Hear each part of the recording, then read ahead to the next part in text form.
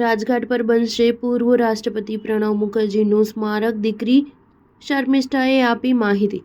કેન્દ્ર સરકારે દિલ્હીમાં પૂર્વ રાષ્ટ્રપતિ પ્રણવ મુખર્જીનું સ્મારક બનાવવાની જાહેરાત કરી છે. સરકારે સ્મારક બનાવવા માટે રાષ્ટ્રીય સ્મૃતિ ખાતે જગ્યા આપવાની મંજૂરી આપી દીધી છે. પ્રણવ મુખર્જીની પુત્રી શર્મિષ્ઠા મુખર્જીએ ટ્વીટ કરીને આ માહિતી આપી છે. શર્મિષ્ઠા મુખર્જીએ એક્સ પર લખ્યું કે બાબાનું સ્મારક બનાવવાના નિર્ણય માટે વડાપ્રધાન નરેન્દ્ર મોદી અને તેમની સરકારનો હૃદયપૂર્વક આભાર. આ વધુ મહત્વનું છે કારણ કે અમે તે માટે પૂછ્યું પણ નથી. વડાપ્રધાનના આ અણધાર્યા અને ઉદાર પગલાંથી હું અત્યંત પ્રભાવિત થઈ છું.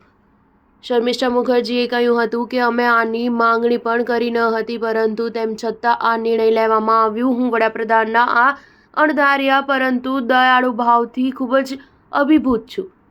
બાબા હંમેશા કહેતા હતા કે રાજ્ય સન્માન માંગવું ન જોઈએ, પરંતુ મળવું જોઈએ.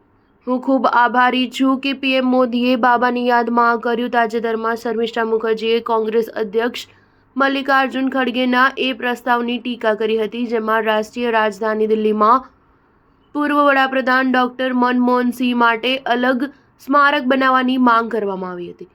ખડગેએ વડાપ્રધાન નરેન્દ્ર મોદીને પત્ર લખીને પૂર્વ વડાપ્રધાનના સ્મારક માટે દિલ્હીમાં જમીન ફાળવવાની માંગ કરી હતી. શર્મિષ્ઠા મુખર્જીએ એક નિવેદનમાં દાવો કર્યો હતો કે જ્યારે ઓગસ્ટ 2020માં મારા પિતા અને પૂર્વ રાષ્ટ્રપતિ પ્રણવ મુખર્જીનું અવસાન થયું હતું, ત્યારે કોંગ્રેસ નેતૃત્વએ કોંગ્રેસ કાર્યકારી સમિતિ દ્વારા શોકસભા બોલાવવાની તસ્દી પણ લીધી ન હતી. કેન્દ્ર સરકારના શહેરી અને આવાસ મંત્રાલયે તેના આદેશમાં લખ્યું હતું કે સક્ષમ અધિકારીએ ભારતના ભૂતપૂર્વ રાષ્ટ્રપતિ સ્વર્ગીય શ્રી પ્રણવ મુખર્જીનું સ્મારક બનાવવા માટે રાષ્ટ્રીય સ્મૃતિ સંકુલની અંદર નિયત સ્થળને મંજૂરી આપી દીધી છે. સ્ટાર ન્યૂઝ 7 હંમેશા સચ્ચાઈની સાથે.